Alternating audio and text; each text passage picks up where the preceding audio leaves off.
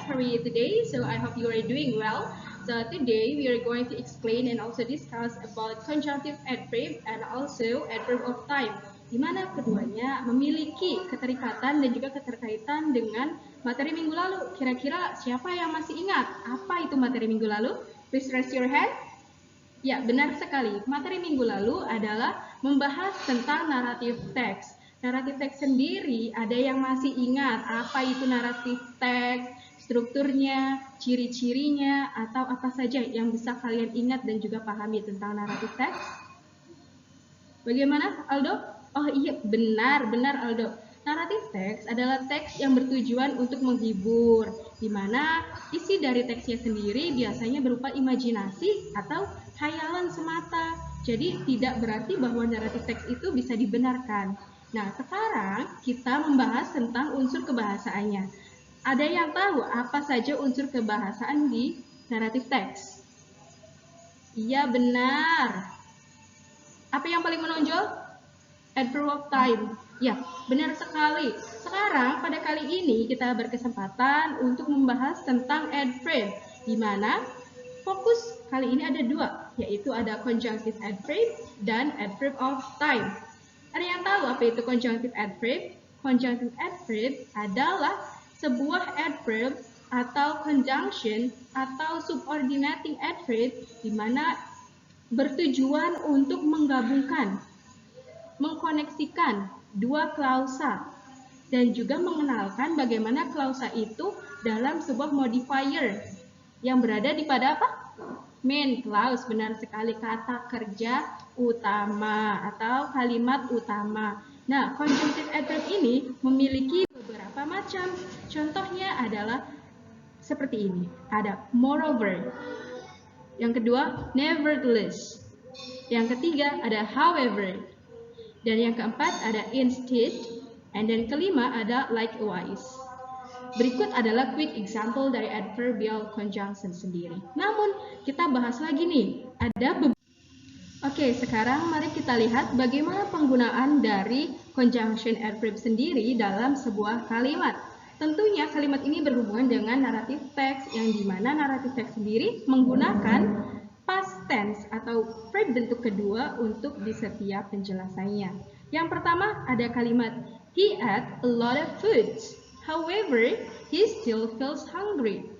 Dia sudah memakan banyak sekali makanan, namun atau tetapi dia masih merasa lapar. Dan yang kedua, ada contoh dari however, the rabbit slept longer than he had to and woke up. He could not see the turtle anywhere. Nah, apa yang membedakan antara kalimat pertama dan kalimat kedua? Ada yang tahu?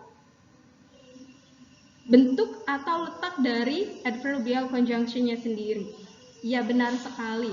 Pada kalimat pertama, kita menggunakan adverbial conjunction di tengah-tengah kalimat. Sedangkan pada kalimat kedua, kita menggunakan adverbial conjunction pada awal kalimat. Dan keduanya sah, tidak ada yang disalahkan. Begitu. Nah, sekarang mari kita lihat bagaimana contoh-contoh lain dari adverbial conjunction sendiri. Yang pertama, conjunctive adverb in English. In the main example, ada beberapa fungsi nih dalam penjelasan conjunctive adverb. Yang pertama, kita bisa menggunakannya sebagai addition atau tambahan. Dan beberapa word-nya atau kata yang mencirikan bahwa itu merupakan conjunctive adverb adalah additionally, also, besides, furthermore, and moreover. Yang kedua, ada konsekuensi atau biasanya kita sebut dengan sebab akibat. Apabila ada penyebab, maka tentunya ada akibatnya. Nah, seperti itu. Biasanya dalam conjunctive adverb, kita ini memakai consequently, accordingly, so, therefore, and thus. Dan yang ketiga ada fungsi comparison atau membandingkan. Biasanya dalam conjunctive adverb, kita bisa memakai alternatively, similarly, and likewise. Nah, yang keempat ada juga kontras. Jadi kontras ini biasanya tidak sesuai dengan keadaan sebelumnya. Maka dari itu conjunctive adverb bisa memakai if not, however, nevertheless, otherwise, and etc. Dan selanjutnya ada emphasis. Emphasis adalah penekanan, menekankan sebuah keadaan, menekankan sebuah konteks dalam kalimat. Dalam kalimat tersebut kita bisa menggunakan beberapa conjunctive adverb seperti certainly, definitely, indeed, and of course, and also etc. Bagaimana dengan yang terakhir, yaitu clarification. Clarification sendiri menjelaskan atau mengexplain, mendescribe kembali apa yang sudah terjadi sebelumnya. Dalam conjunctive adverb kita bisa menggunakan for example, for instance, namely, and etc. Begitu, sudah paham? Sudah paham anak-anak? Baik. Selanjutnya kita akan membahas tentang bagaimana adverb of time. Ada yang tahu apa itu adverb of time? Please raise your hand. Iya, benar sekali. Oh, sebelumnya tidak. Ibu mau tanya dulu. Apa yang kalian tahu tentang adverb? Brandon? Oh, benar. Kata keterangan. Dibagi menjadi berapa kata keterangan tersebut? Iya, kata keterangan dibagi menjadi berapa? 3, benar sekali. Ada kata keterangan tempat, adverb of place. Kata keterangan apa lagi, Siska? Adverb of manner.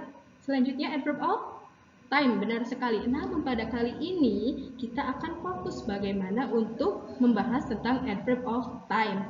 Tapi jangan lupa, dalam penggunaan adverb sendiri susunannya harus terstruktur dan harus urut. Di mana adverb of manner terlebih dahulu, kemudian diikuti oleh adverb of place, dan yang terakhir ada adverb of time. Lalu apa saja sih adverb of time dalam narrative text yang bisa kalian tahu, yang bisa kalian analisis? Apa? Contohnya bagaimana? Iya, benar sekali. For the example, Ibu akan jelaskan. Seringkali kita ini melihat di teks-teks naratif, cerita-cerita, fabel, myth, legenda, dan lain-lain itu biasanya di suatu hari, pada suatu ketika, atau pada zaman dahulu. Nah, seperti itu. Namun dalam bahasa Inggris tentunya sedikit berbeda. Biasanya pada naratif teks bahasa Inggris ini kita lebih sering menemukan a long time ago, atau one day, atau once upon a time, dan selanjutnya bisa kalian analisis lagi. Nah, Ibu sudah menyediakan beberapa contoh dari kalimat tentunya pada naratif teks yang biasa dan sering sekali kalian temui. Contohnya adalah a long time ago there were two animals, Sura and Baya. Sura was the name of the shark and Baya was a crocodile. They lived in a sea. Kalian tahu nggak kira-kira apa nih cerita dari penggalan teks berikut? Mengenai legenda atau fabel apa, cerita apa, bisa kalian jelaskan? Iya, benar sekali. Ini adalah tentang Surabaya. Yang kedua, coba nih tebak. One day, Sura went to the land and looked for some food in the river. Kira-kira apa? Iya, masih penggalan Surabaya yang tadi. Benar sekali, Jaslyn. Yang ketiga, Ibu kutip dari naratif teks. Once upon a time, there was a man who was living in North Sumatra. He lived in a simple hut in farming field. Kira-kira apa nih? Sudah ada manner dan juga place-nya. Adverb tentunya. Iya, Jericho. Tidak. Kamu bisa mention, coba mention. Iya, pertama adverb of time terlebih dahulu, boleh.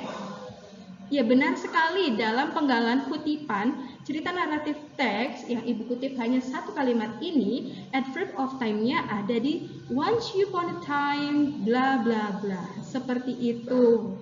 Selanjutnya, few years later, this daughter would help bringing lunch to her father out in the fields. Kira-kira mana nih yang termasuk adverb of time? Please raise your hand. Who wanna be volunteer right now? Ah, iya, benar sekali.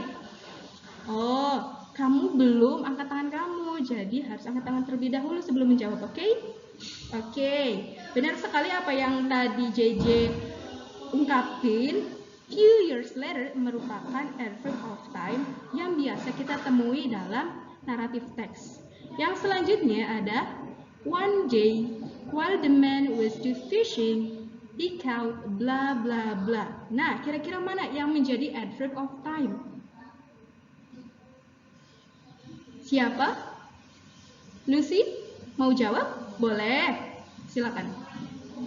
Iya, benar sekali Lucy. Yang menjadi adverb of time adalah di kalimat atau di kata pertama. One day. Nah, itu sudah menjelaskan suatu hari ada begini.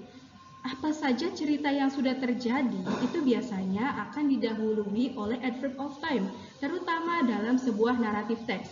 Itu mencirikan juga bahwa naratif teks memiliki unsur kebahasaan yang sangat-sangat spesifik dan juga menjadi suatu ciri khas tersendiri. Yang lain, coba apa itu yang dimaksud dengan adverb of manner? Oh, tidak ada yang tahu? Baik, silakan. Untuk selanjutnya, kita akan membahas tentang adverb of manner. Kalian sudah tahu adverb of time, jadi Ibu minta PR di rumah kalian tolong kerjakan materi selanjutnya. Ibu akan tanya-tanya kembali dan juga mereview apa yang sudah kalian baca.